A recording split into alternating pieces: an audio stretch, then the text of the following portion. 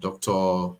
Soji is from KPMG and he leads the training and development at that firm. The professional services, one of the big four, sometimes we call say the big five.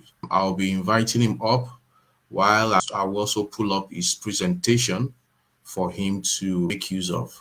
I want you to just focus your mind and your attention here and let the meeting be of a great blessing to you as you pay rapt attention to every details of what is being shared. So Dr. Soji, if you're there, your video is still off. You can, okay, good. Thank you so much for that. Okay, so the voice you'll be hearing next and the video you'll be seeing next will be that of Dr. Soji Ogunsanya. Thank you so much for coming on board today. Yeah, thank you very much, Iga, for the invite.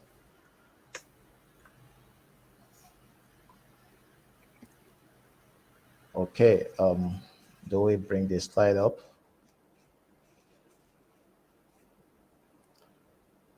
All right, once again, thank you so much for this session. And, I also want to appreciate the organizer of this very important conference.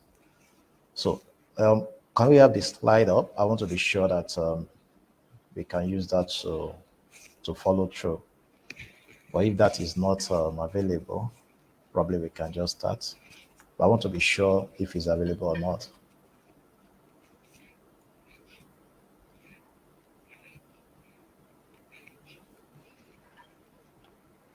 Okay, do you have the slide? All right, if that is not available, let's just proceed. All right, so good afternoon, everyone. We'll be considering today the topic that has been before us, and this is something that has to do with how can we utilize the half time, especially when it comes to learning and development, and then want to see how do we ensure that we exploit the opportunities and upskill our people in ensuring that they get the best they can from being their better self and also improving the organization. So just give me a moment. Let me try from my end there if I can bring this up. Okay. All right. Thank you so much for bringing it up. So we want to explore the goldmine of learning and development. I'll start from this position of Abraham Lincoln. He once said that I do not think much of a man who is not better today than he was yesterday. And in some instance, you hear that who is not wiser today than he was yesterday. Now, one interesting thing about being wiser and being better is that you get better and wiser when you continue to develop yourself. And this has to be deliberate. Just like he said, he does not think much of a man. I also said I do not think much of an organization that is not wiser today than they were yesterday. And that takes us to the next slide so that we set the ball rolling. Nelson Mandela said that education is the most powerful weapon which can be used to change the world. And I can't agree. You can't fault this particular position by Nelson Mandela. I mean, this is a popular figure we know. And when we talk about education, we're not talking about just degree. We're talking about a transformation process, renewal of mind. More often than not, we get education without knowing that we have actually gotten it. And most of the time when we get educated, we don't know how much impact this had made in our life. And you begin to see people, possibly you have seen them several years ago, and then you realize that a lot of things have changed about them. And maybe let's take, for example, somebody that cannot really speak, and you just feel that this person cannot even stand in front of people to talk, or this person cannot actually carry out certain tasks. And all of a sudden, you see the person coming out and then doing those things you thought the person can never do. The person has gone through a session, through a transformation period called education, which is not just sitting down in a classroom, or which is not just getting a certificate, but a learning process actually taking place that eventually transformed that person, and that add value to that person. Albert Einstein also said that learning is the beginning of wealth. Searching and learning is where the miracle process all begins. Now, the great breakthrough in your life comes when you realize it that you can learn anything you need to learn to accomplish any goals that you set yourself, you set for yourself. This means there are no limits to what you can be, have, or do. There's no limit to education. There's no limit to what you can actually have when you put your mind to it. And just as there's no limit for individual, there's also no limit for the organization. The story of Nokia is something that still touches most of us whenever we remember that story. When the CEO was giving a valedictory speech, I remember reading one of the thoughts on that. Thought leaders came together to try to analyze what could have happened, and the man made a statement that we did not do anything wrong, but we lost it anyway. And the question is, what is it that they didn't really do? Yeah, they didn't do anything wrong. I think the only wrong that could have happened is that they probably did not move with the trend. They didn't change, when the business model and the business environment are changing.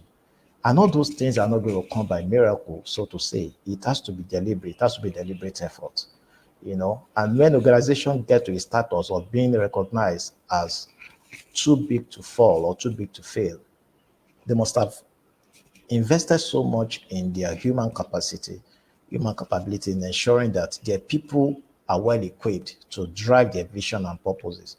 Interestingly, when the organizer was making an introduction, he talked about the halftime. And I will also take us a little back to that halftime. We just finished the championship, the UEFA champion match recently, and I was so thrilled by what Man City did at the second half. Of course, the first half it was 0-0, and I was thinking that, there is no way this match will not get to penalty and maybe extra time. But at the halftime, there was a strategy. They went back into the drawing board and they look at what are the things we can do to make things right. And they came back and the rest was history, and they were crowned champion. So the interesting thing about this is all of us can actually redefine our process, can actually redefine our ways.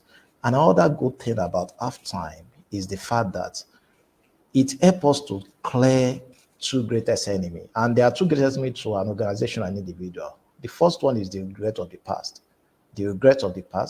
and the fear of the future.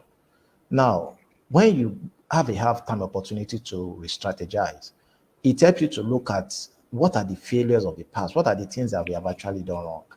You already have it as a fact that, okay, these are the things we have done. When you just go through a strategy session and you look at, okay, what are the pitfalls? How can we get this? How can we do this better?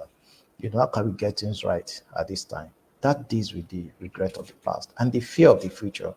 You can take a pre-mortem analysis. It's just the way people take post-mortem.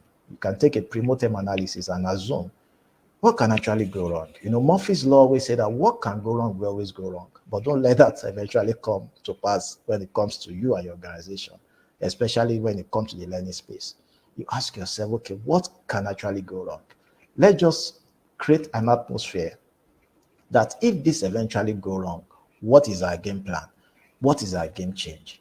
How do we ensure that we stay ahead of the curve when it comes to learning and transforming the organization, when it comes to improving ourselves and developing ourselves to make sure that we have a skill that is relevant for the future? Let's move on, please, to the next slide. And as we go on, I'll be sharing some tips with us, and then those tips actually define what are the things we can do to ensure that we stay ahead of the curve. The first thing is that our world is changing. Your world is definitely changing. And if you don't understand that the business model, what we do around us is changing. Look at the space in L&D, for example. 20 years ago, a lot of things have changed in L&D space. Initially, it is brick and mortar approach. You have to go to the classroom. If you don't make the classroom approach, you can't learn. You have to ensure that you get seated before you can actually get imparted. You have to ensure that you take notes seated. You have to register for a course. You have to also ensure that when you are trying to get faculty members, they don't have to be far off. You have to think of how do you ensure that you get the best deal. You have to convince the business leaders. that, oh, this is what we are going to do, this is what I'm going for this training, this is the benefit I'm going to get from this training. You have to be, you also have to look at a lot of logistics have to be in place. And then few years down the line, there is a lot of change. I mean, there are several changes. You realize that organizations have adjusted to the new business model. People realize that, okay, you can actually learn from the comfort of your home. People realize that you can actually learn without you necessarily going to the classroom and get seated. There are so many learning models that the learning ecosystem has actually introduced, and that's also help us to take advantage of. For example, you talk about micro learning. You talk about micro learning, you talk about bite-sized learning, you talk about blended learning, so many approaches that can actually help people to learn at the comfort of their home. And one interesting thing about learning these days is people are now saying it as a way of life. And truly, learning is a way of life. Most of us, what we know today, we're not necessarily what we learned from the university. If you have to take statistics of everybody that is in this virtual conference, and then we ask, you see people studying music and they are doing something else professionally. You see people studying geography, study geography and they are doing something else professionally. You see people that rep you saying that should be in the House of Assembly and House of Rep, or possibly be a special advisor, and you will see them being top leaders in blue chip companies, oil and gas, and so many other places. Now, that tells you something about learning. The paradoxical effect of learning is sometimes the so-called informal learning has greater impact in you than the formal learning. And that is why organizations are now trying to delve into and adjust the learning pattern to the aspect of making it making it seemingly informal. When I say seemingly informal, it's just a way of trying to bring pleasure to learning. A sage once said, what is learning pleasure? Is learn full measured. I begin to wonder, okay, let's see how we can actually approach learning in such a way that people enjoy what they are doing. And that will gravitate you from the push approach to learning that to the pull approach to learning. What is a push and pull approach? The push approach to learning, you look for compliance. You want to see that people comply. You have to sit down and learn this. You have to make sure that you write tests. You have exam. This is the time you must learn. You must come into the class at this also time, 8 o'clock. You must be in class 5 o'clock. You must, strict rules. You must abide by the rules. But when it comes to the pull approach, nobody is pushing you. It's not a compliance issue. It's a learning issue. It's an experience. It's more experiential. You are the one driving yourself to learn when it comes to that. Then number 2 tips, learning is a lifelong journey, it's a never-ending journey. That is one thing about learning. It's a never-ending approach, a never-ending inquiry into self-fulfillment. Education should not just be for a degree, but a compass to navigate learning, like we established earlier. Now, learning process is a journey which all of us need to go. And we need to understand that this is a lifelong learning. A sage also said something very interesting. This I love so much, and I take this as one of my greatest quotes, that the mind of a body, the mind of a man, unlike the body, doesn't age. Even till old age, people can still learn. And that is what makes them relevant. That is what makes them relevant. So you see people in their old age still being able to impart knowledge effectively. And you see younger people that you feel that should have so much to offer, and you get disappointed when you realize that these people cannot even stand competitively when it comes to employability. And that gives you a lot of concern, especially with this Japa syndrome. And you begin to wonder, people say there are no jobs, but every day windows of opportunities are opening. Yet the rate, unemployment rate in the country, in the country is still very high, because it becomes a problem of employability. And that is a problem that we find ourselves in, because people have not learned what they're supposed to learn. So learning is a lifelong journey. We don't stop learning. We continue to learn, relearn, unlearn, because what you have learned today as a major virtue becomes irrelevant tomorrow. And that is why businesses will continue to change. You have to adapt and be agile when it comes to agility. You have to adapt and be agile to those transformation that is happening within your environment. Let's just move on. I know we have limited time for this. Let's move on to the next tip. That's tip number 3. So as we move on to this, to look at all those places, as we try to build ladders, let's also learn to leverage on learning technology to upskill. There are so many opportunities we can actually leverage on. You don't even need anybody to schedule you, to structure you for learning. I mean, for a program to learn. We have, like I mentioned earlier, I talked about ecosystem. There are so many platforms within the learning ecosystem that can actually help you.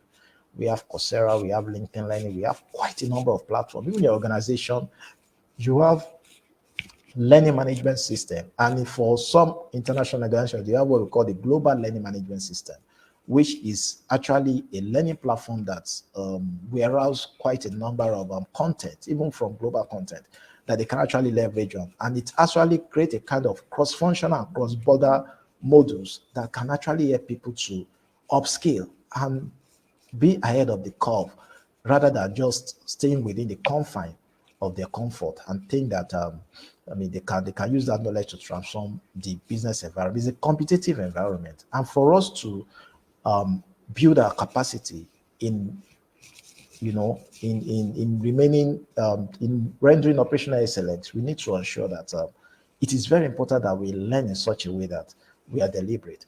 And one of the question about technology is people have always said that, oh, machines are coming to take over our jobs. And when they talk about disruption in the learning and development space, both for individual and for organization, the thing as I always try to tell people is disruption is not a problem. Disruption has always been here. The laptop you are using today was a disruption to a particular process, typewriter and all those things that we're using initially. So there will always be disruption. Even the Nokia story and the Kodak story, there were disruption that eventually transformed the whole thing. So disruption will always be around. But what we need to do is how do we upscale ourselves, leveraging on this disruption? And like this young man was thinking, as the machine comes to take over my job, the truth is, whenever there are technological evolution or revolution, there is bound to be some activities, some jobs that will be have to thrown off. I mean, that will be have to thrown to the trash. Meanwhile, what we fail to realize is it also creates some opportunity for other jobs. And that asks you a question: where are you upskilling? Are you upskilling in the area that is relevant, that are future proof? And for organization that has a foresight, one thing we also need to know is we should need to ask ourselves, how do we see organization in the next 10 years? How do we see this business trend in the next 5 years? And then what kind of learning can we introduce to make sure that our people are well equipped to drive this process and ensure that we remain highly competitive, if not above the competition? And another thing we can also look at, we can move to the next one, is we can look at how do we also ensure that we stay ahead by looking at a turnkey businesses, looking at businesses that are fresh, businesses that are blue. I mean, we have this in strategy. There's this blue and red ocean strategy and blue ocean strategy. You want to look at businesses that nobody has actually explored before. Learning give you a kind of a fresh perspective and insight into recognizing some areas, some businesses that nobody has actually delved into.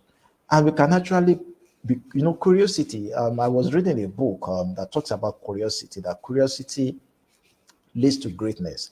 And if you are not so curious to ask questions about what is going on around you, what can you do better to ensure that you can be a better version of yourself? And learning has is a dual sword.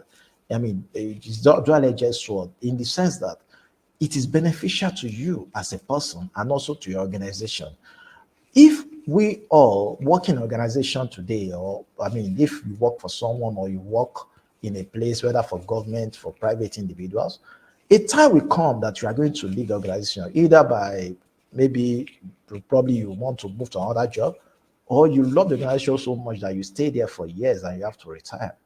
What will live with you is the knowledge you have garnered over the years, and that is what adds value to you as a person. And that is the aspect through which learning has to be deliberate. And you also need to know that, look, for me to remain fresh, for me to have a fresh perspective and insight, I need to be conscious about what I learned. I need to be deliberate about my learning process. I need to give myself to things I'm learning. And the same thing applies to organization. A learning organization is a growing organization. When we refuse to learn as an organization, then we know that decadence is inevitable. A sage once said that when the change without is greater than the change within, then decay is inevitable. So we need to understand that when our environment changes and we ourselves are not changing, then there's bound to be a problem and the decadence will set in. So learning creates fresh perspective and insight for us to see how we can actually be a better person, a better version of ourselves. Let's move on, please. I read a book by Joel Osteen. He said, becoming a better you, becoming a better you.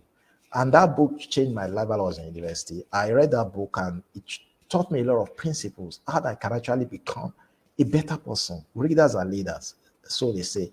And the last tips I'll talk about here is that there's never a wrong time to start learning to earn. Time is a currency in learning. Use it optimally. Now, when we say currency is, we talk about liquid. Currency is what we spend. Currency is something that is liquid. We need to understand that time is a currency when it comes to learning. So what you devote your time to, whether you are, and it's so interesting that everything we do, we're learning. If we pick up our phone early in the morning, a good number of us, the first thing we look at is our phone early in the morning, as if we are expecting some millions of naira dollars to come into maybe an alert. But the beauty of this is when we look at those social medias, indirectly we are feeding ourselves with so many things and we are learning indirectly. And that is why people can come out and then they will just say a few things they've seen on social media. And you can see how that has sparked a lot of reaction over the years, whether fake news or non-fake news, and people just assume, and that eventually built what they become eventually. So the truth is time is very critical to learning, and there is never a wrong time, there is never a right time for you to learn something that is productive, something that can actually transform your life. And we need to be deliberate. We can pick up books that are transformational. We can look at our company strategy. When we define our strategy at the beginning of the year, one of the things that should actually define our learning is the focus for that particular year. What is our strategy? What are we driving at? And this has to be defined across board. Communication has to be strong about what kind of learning culture do you want to achieve? Do you want to adopt to achieve the strategy that we have set for ourselves? Whether it's a 2-year strategy or just a year strategy or even 6 months, you might even have a kind of, maybe you have a kind of a tactical plan, which is very big for a very short time. That, okay, how do we achieve this? You don't get to achieve those things without putting a proper learning framework in place. Because when people don't learn, when they don't understand what they are meant to do, like he said, if you don't train them, then you don't blame them for performance. And there was a caption that I read sometime about the CFO complaining that, hey, we are training all these people. What if we train them and they all leave the organization? And the CEO said, well, very important point. But what if we do not train them and they stay in the organization? We say human beings are the greatest asset of the organization, but human beings are also the greatest liabilities of the organization. A wrong decision made by business owners or by business leaders can turn organizations that have been built several years, maybe 10, 15, 20 years, it can bring it down all of a sudden. The more reason why we need to ensure that people learn, people were well trained, they understand what they need to understand, and then we align it with our business strategy so that we won't just train people for the sake of training them. I won't fall into those particular four. There was this the quadrant of training error, and 3 should be an aberration. 1 is the right one. And I'll quickly mention that here. The first one is right training for the right individual. This is what should happen everywhere, in every organization. You understand the gap in individual, and you train that person to ensure that those gaps are filled. The second one is wrong training for the right individual. There's nothing wrong with the individual, but you are sending the person the wrong training, maybe because the person, maybe just a way of rewarding the person. Meanwhile, the person is not the problem, but the training, the organization does not need the training, the person does not need the training. Even there is no regulatory requirement for the training. And then the next one is wronging the leader for the right training. The organization needs that particular training. But there is a more competent person that should go for that training. But because you felt that, oh, this person is not a senior manager, is not a director, we shouldn't send this person for this offshore training. And you know that young man, that senior executive is maybe a senior officer, or depending on your nomenclature organization, is the one that can actually derive more benefit or that speaks directly to his role. And the person that can actually come to the organization and also try to transfer the knowledge, and we fall into this trap. And the last one, which should not even be mentioned at all, wrong training for the wrong individual. The person does not need the training. The organization does not need the training. The person is not even a peak performer, just wasting community resources to train these people. So those are few things that can actually help us to ensure that we get the best out of training. And I must say that the return on investment on training, on learning, is not as rapid as some of us might thought. We might just feel that, okay, once I train these people, the following month they should start reaping in millions of naira. It doesn't work that way. It takes time. And just like it takes a lot of time for you to understand they have actually learned, just like they say there's this problem in communication. The error in communication is the assumption that it has already taken place when it has not even taken place. But the truth is that if you really want to get an impact on training, you look for the feedback. Feedback is very important when it comes to training. So I don't know, my slide is out. I guess I'm close to the end of my slide now. So just by handing, I will end with this quote by Helen Keller. Helen Keller was asked, it was I think if she was 19 months when she lost her sight and also her sense of hearing. It got to a time people ask Helen Keller that what is worse, what is terrible than losing your sight? And he said that, well, what is terrible than losing my sight is having a eyes and not having a vision. Having a sight, being able to see, yet lack vision. You can go to the last slide. This is the last slide by Henry Ford, so you can take question after that. So Henry Ford said, okay, you can put it on the last slide, Henry Ford, please. Okay, Henry Ford said, anyone who stops learning is old, whether at 20 or 80. Anyone who keeps learning stay young. And this is to validate the point by telling us that the mind of a man, unlike the body, doesn't age. At this point, I want to say thank you for listening for this short during this social session, so we can actually take our question at this time. Thank you so much. Let's have a question if there are.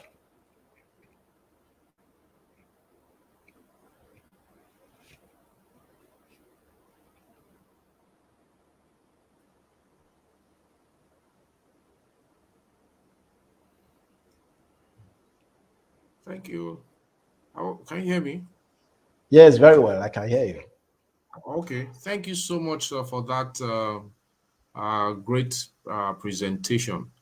There were two questions that came in while you were presenting, and you actually touched on one, which somebody said, what if we spend so much or we put in so much energy to train these employees with the hope that at least they can give us their best in the next few weeks, not even being hopeful for a few months or few years. But of course, one would expect that you've trained them this much and this far, they should be able to at least put in some stuff. What if you do that and they leave? And you've touched on that already, that of course it's always a concern generally, but how do we beat that reality? But the other question which you may just want to briefly attend to before you take your leave, if there is no other question that we are able to track from here, is that, is there any amount that is too much for training? I mean, does it look like, for example, if I have not gotten a Harvard training package for my firm or for my team, it looks as though I'm not giving them the best, compared to if I just call in a firm that by the roadside there, a local firm that is there. Does the amount you spend, the organization, or the major thing, the way it has been put, the name that is behind the firm, does it really does it depend on the quality? Does it mean that it will show that you have been trained well or not well at all? I think that's the essence of the question. Yeah. Thank you very much, Iga, for that question. Let me say, the we shouldn't mistaken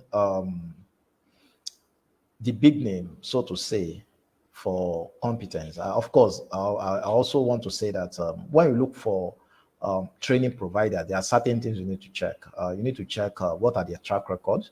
You need to check what have they really done in terms of those areas. These are areas of expertise. There are some trainers that will let you know that when you look at their profile, you notice that what they are good with is customer service. Some, you know that when it comes to digitalizing learning, that's what they do.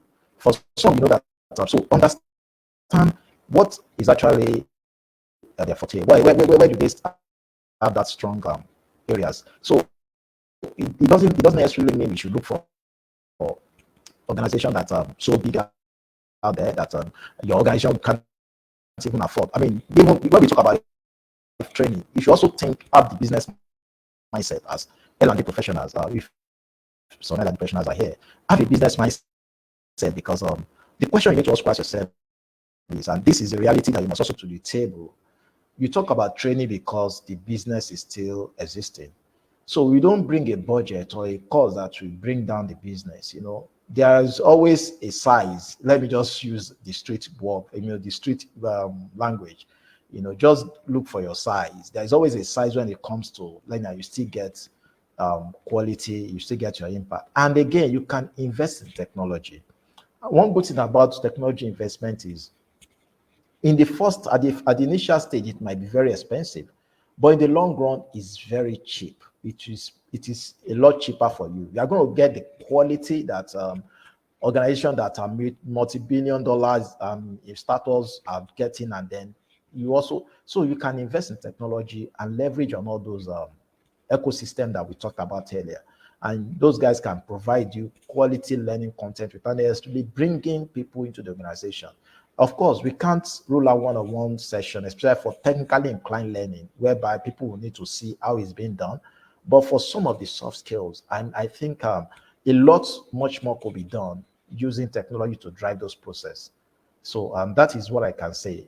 Understand the organization, and then also size up, make sure that you do your due diligence in people you are bringing in, so that people will not be worse eventually before the training than bringing them in. So that you don't bring a trainer, and then people that were trained, when you ask them, what do you think? They said that by the time the trainer finished, I don't even know what to think anymore. That shouldn't happen. So do your due diligence in looking at them. It might not necessarily mean the one that is very expensive. We have some quality guys I've worked with in the past that you don't get to hear their name, and their costs are not so expensive. But when it comes to learning impact, you can be rest assured that they will touch on critical areas, especially as tailored to your organizational need. All right, thank you. I think you're muted. Your mic is not up. You need to unmute. Yes, you need to unmute. Yeah, all right.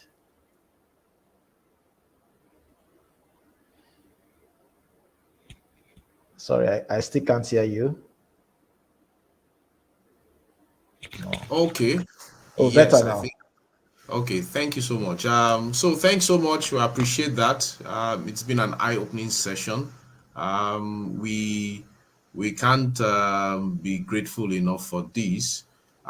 We have just remind our subscribers, our viewers, the participants although we've sent out the messages to those who are linked. I think some have tried to join via LinkedIn. There is a particular page which we were able to stream to, and that of YouTube, I understand, but I will still reconfirm that. Okay, so because I understand some people say they don't have Facebook ready on their device, so they are unable to join via Facebook, where with the one I'm currently able to see myself, but I understand some other people are helping with the other thing. Thanks so much for that. If there are other questions or any other thing that comes in, we'll push to you. If you write them, we can push to the people just to help understand their curiosity. I mean, douse the tension and help them to come in the right perspective. Okay, so we are at the Of course, the second half of the year, it's left for us to take a firm decision on how to go about it. Like what he ended with, of course, size up your organization, know what you need. If what you need is technical, you don't just say because we don't have the funds and you just go anywhere and bring up, you will not get the quality of what you want. So it is based on what you need as an organization, as an individual, that you need to look out for what you can get. Of course, there are quite a lot of platforms today where you can have those trainings, quite a lot of them, that are there. I don't want to say they are proliferated everywhere, but of course, a lot of them, opportunities, lots of them that you can get, some for free, some might not be as free as you expect, but you have them. Add to yourself, help yourself, upskill, get yourself, to the level the market is willing to check out on you. You know, don't be as stale as the way they've always known. And they come back to you, they can't really get anything that they would. They don't want to consider you for what they want next. Thanks so much for that. So